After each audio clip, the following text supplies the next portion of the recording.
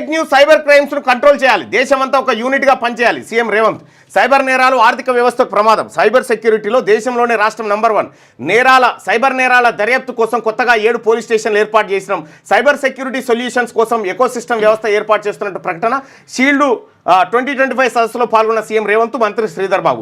ప్రస్తుతం సోషల్ మీడియాలో విస్తృతంగా వ్యాప్తి చెందుతున్న ఫేక్ న్యూస్, డీప్ ఫేక్ సమాజంలో అలజడి సృష్టిస్తున్నాయని, వీటికి అడ్డుకట్ట వేయాల్సిన అవసరం ఉందని సీఎం రేవంత్ రెడ్డి అన్నారు. జరగని నేరాలు జరిగినట్టు, జరగని దాడులు జరిగినట్టు సోషల్ మీడియాలో ప్రచారం చేస్తున్నారని, వీటిని కంట్రోల్ చేసేందుకు పకడ్బందీ చర్యలు అవసరమని పేర్కొన్నారు.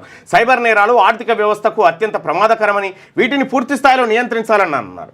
లేదంటే దేశంలోని పౌరులకు, ఆర్థిక వ్యవస్థకు ఎనలేని నష్టం వాటిల్లే ప్రమాదం ఉందని హెచ్చరించారు.